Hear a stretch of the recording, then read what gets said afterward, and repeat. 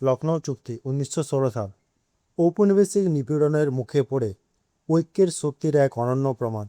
হিন্দু ও মুসলিম সম্প্রদায়ের রাজনৈতিক মিলনের এক ঐতিহাসিক দলিল। ভারতীয় স্বাধীনতা আন্দোলনের এক অন্যতম ঐতিহ্যবাহী চ্যাপ্টার। 26 থেকে 30 ডিসেম্বর 1916 খ্রিস্টাব্দে।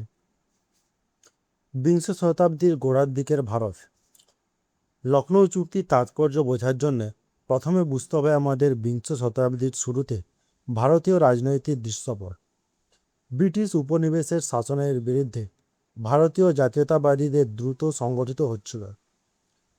একদিকে কংগ্রেস বৃহত্তর স্বশাসনের দাবি করছিল, অন্যদিকে মুসলিম লীগ মুসলিমদের স্বার্থ রক্ষার জন্যে রাজনৈতিক সংস্কার চাইছিল। এই দুই প্রবাহের মিলন ছিল লখনৌ চুক্তির মূল ভিত্তি। দুটি শক্তিশালী রাজনৈতিকের স্রোত, প্রথমটি হচ্ছে ভারতীয় জাতীয় কংগ্রেস এবং অন্যটি হচ্ছে অল ইন্ডিয়া মুসলিম লীগ।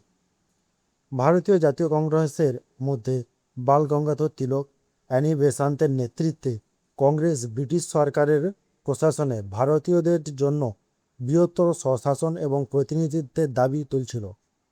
তিলকের স্বরাজ আমাদের জন্মগত অধিকার স্লোগান জাতীয়তাবাদীদের চেতনাকে প্রাণ দিচ্ছিল। অন্যদিকে অল ইন্ডিয়া মুসলিম লীগে মোহাম্মদ আলী জিন্নাহ এবং আগা খানের নেতৃত্বে মুসলিম লীগ মুসলিম স্বার্থ রক্ষার জন্য রাজনৈতিক সংস্কারের চাপ দিচ্ছিল। পৃথক নির্বাচন মণ্ডলী এবং আইন পরিষদে পর্যাপ্ত প্রতিনিধিত্ব ছিল তাদের মূল দাবি।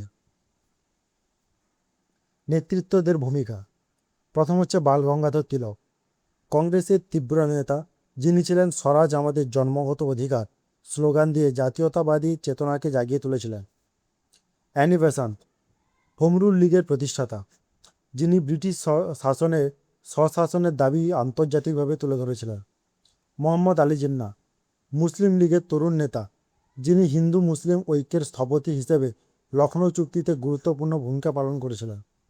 আগা খান, মুসলিম লীগের সম্মানিত নেতা, যিনি মুসলিম সম্প্রদায়ের রাজনৈতিক দাবি সংগঠিত করার রূপ দেন। ব্রিটিশ সরকারের অবস্থান, প্রথম বিশ্বযুদ্ধে অশান্তিতে ব্রিটিশ সরকার ভারতীয় রাজনৈতিক দাবি মোকাবিলা করার জন্যে এবং যুদ্ধের প্রচেষ্টার জন্যে সমর্থন জোগাড় করতে প্রয়োজনীয়তা স্বীকার করছিল। ভারতীয় সৈন্যদের ব্যাপক অংশগ্রহণ যুদ্ধে ব্রিটেনকে ভারতের প্রতি কৃতজ্ঞতা প্রকাশে বাধ্য করছিল। এই সুযোগকে কাজে লাগিয়ে ভারতীয় নেতৃত্ববৃন্দ তাদের দাবি আরও জোরদার করেন। যুদ্ধকালীন চাপ, ব্রিটেনকে ভারতীয় সমর্থনের প্রয়োজন ছিল, ফলে তারা কিছুটা নমনীয় হয়েছিল।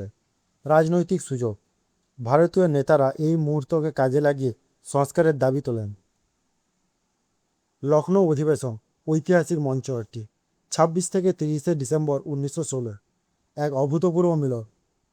লখনৌ অধিবেশনে কংগ্রেস এবং মুসলিম লীগ প্রথমবারের মতন একই মঞ্চে এসে ঐক্যের প্রদর্শনী দেখায়। এটি ছিল ভারতীয় রাজনীতির এক মোড় ঘোরানো মুহূর্ত। আইন পরিষদে ভারতীয় আইন সংখ্যা বৃদ্ধি হয়, মুসলমানদের জন্য পৃথক নির্বাচন মণ্ডলী, প্রাদেশিক স্বায়ত্তশাসনের দাবি হয় এবং নির্বাহী পরিষদে ভারতীয়দের প্রতিনিধিত্ব আসে। চুক্তির মূল শর্তাবলী, আইন পরিষদে আসন বৃদ্ধি, কেন্দ্রীয় এবং প্রাদেশিক আইন পরিষদে ভারতীয় সদস্য সংখ্যা উল্লেখযোগ্যভাবে বাড়ানোর সিদ্ধান্ত নেওয়া হয়। পৃথক নির্বাচন মণ্ডলী, মুসলমানদের জন্য পৃথক নির্বাচন মণ্ডলী স্বীকার করা হয় যা তাদের রাজনৈতিক স্বার্থ রক্ষা করবে। প্রাদেশিক স্বায়ত্তশাসন, প্রাদেশিক সরকারগুলো ভারতীয় অধিকারগত ক্ষমতা প্রদানের ব্যবস্থা করে।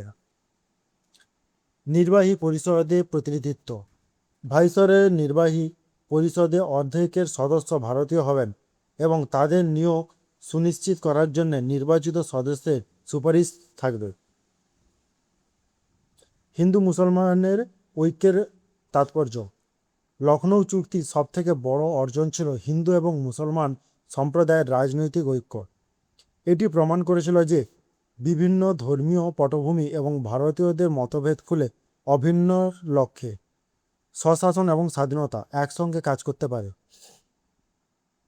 এই ঐক্য ভবিষ্যতে সহযোগিতায় ভিত্তি স্থাপন করে এবং ব্রিটিশদের ভাগ করো ও শাসন করো কৌশলকে দুর্বল করে দেয়। চুক্তির রাজনৈতিক প্রভাব।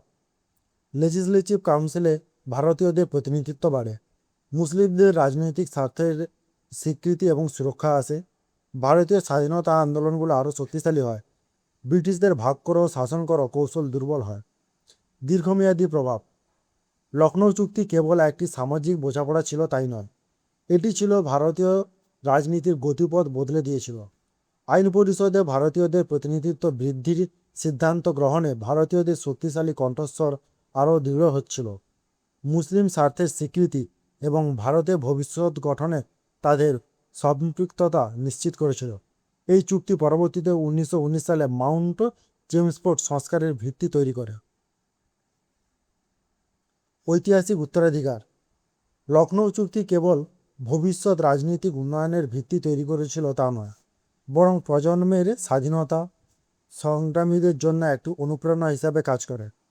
এটি দেখিয়েছিল যে বিভেদ থাকা সত্ত্বেও ঐক্য সম্ভব। এই শিক্ষা যা আজও প্রাসঙ্গিক, ঐক্যের শিক্ষা দিয়েছিল।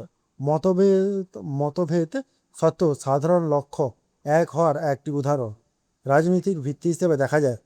পরবর্তী সংস্কার এবং রাজনৈতিক সংগ্রামের পথপ্রদর্শক, অনুপ্রেরণা প্রায় প্রজন্মের পর প্রজন্ম স্বাধীনতা সংগ্রামীদের এক জন্য মশাল হয়ে থাকবে।